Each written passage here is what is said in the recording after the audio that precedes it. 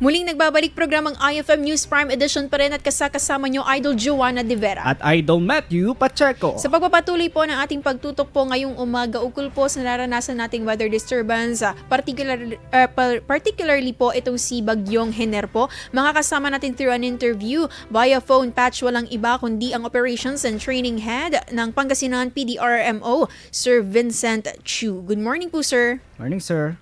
Yes, ma'am. Good morning po sa inyo dyan sa inyong studio at sa lahat po na nakikinig po ng inyong programa. Magandang umaga po sa ating lahat. Yes, sir. Manguna na po ako, no? Idol Joanna po. Ano na po ang ating isinasagawang paghahanda po ukol po dito sa nararanasan po nating weather disturbance, particularly po itong si Bagyong Hener? Yes, actually ma'am, magmula pa po noong linggo, nagbigay na po kami ng abiso para sa ating mga kababayan ukol po sa paghahanda o family preparedness na maaaring idulot nitong ating Bagyong Hener. Nagbigay na rin po kami actually noong Sunday pa lamang ng text blast sa ating mga fisher folks, sa ating mga isda na wag na pong pumalaot magmula pa po noong linggo. Tuloy-tuloy po yan hanggang ngayon. So yesterday po, tayo po ay naka-red alert status pa din until now. So ibig po sabihin yan, 100% po ng ating mga search and rescue team ay nandito na rin po sa ating opisina.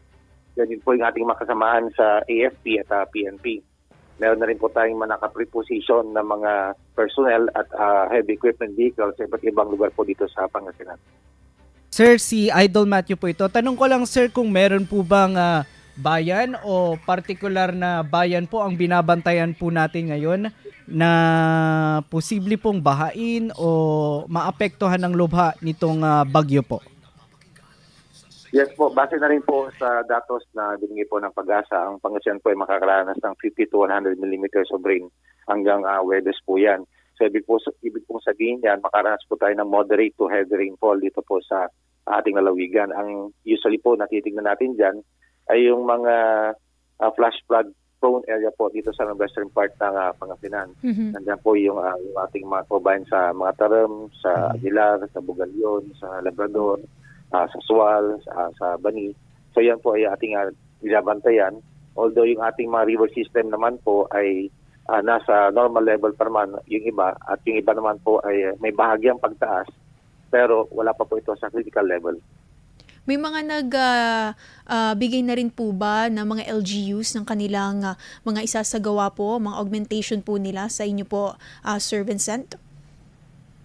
So far po sa ating mga LGU po, wala pa naman po tayong natatanggap na request for augmentation team. And then base na rin po sa kanilang situation report at sa aming mga koordinasyon, wala pa po silang isinagawang preemptive evacuation or any untoward incident in relation po sa Bagyong Hener.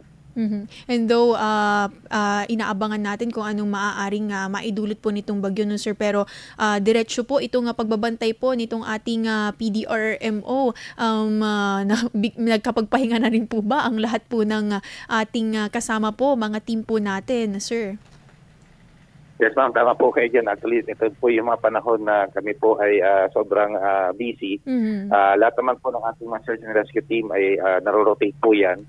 We make sure na kapag sila ay na-deploy, sila ay merong wastong pahinga, sila ay physically fit, mentally fit, at prepared po sila. So, lahat po ng aming rescue team ay naka-schedule po yan for deployment po. Sir, kamusta naman po ang monitoring natin sa may San Roque Dam po? Malapit na po ba o malayo pa po ito sa critical level?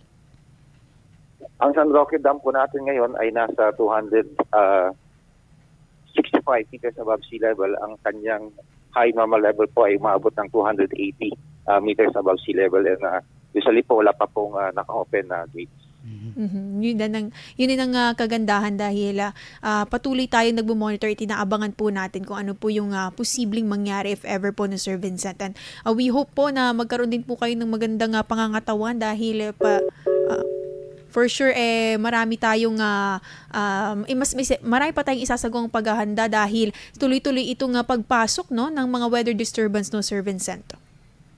Yes ma'am, maraming salamat po. Tama po kayo dyan ma'am. Although in-expect po natin na lalabas itong Bagyong Hener bukas po ng madaling araw, makakaranas pa rin po tayo ng pagulan hanggang Huwebes. Dulot na rin po ito ng southwest monsoon or habagat. And yung isang bagyo po na ating binabantayan, ito po ay nasa labas pa ng ating area of responsibility, pero ito po ay patuloy naming minomonitor.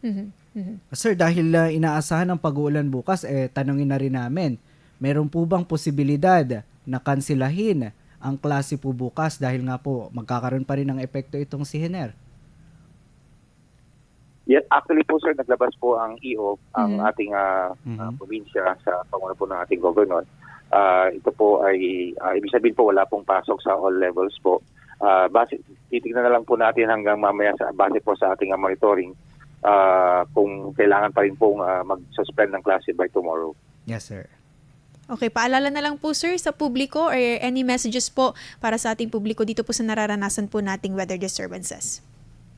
Yes po ma'am, sa ating mga kababayan po, lagi po namin pinapaalala po sa inyo na kung meron pong ipinapatupad na preemptive evacuation sa inyong lugar, maaari lamang po kayo ay sumunod sa ating mga otoridad para po sa inyong kaligtasan.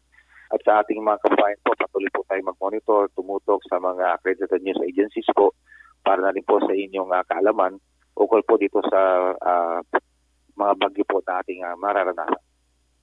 Sir Vincent Chu, ang Operations and Training Head ng Pangasinan PDRMO. Maraming salamat po and good morning, sir. Thank you, sir. Yes ma'am, maraming salamat po. Ingat po kayo dyan ma'am. Thank you, sir. Gising na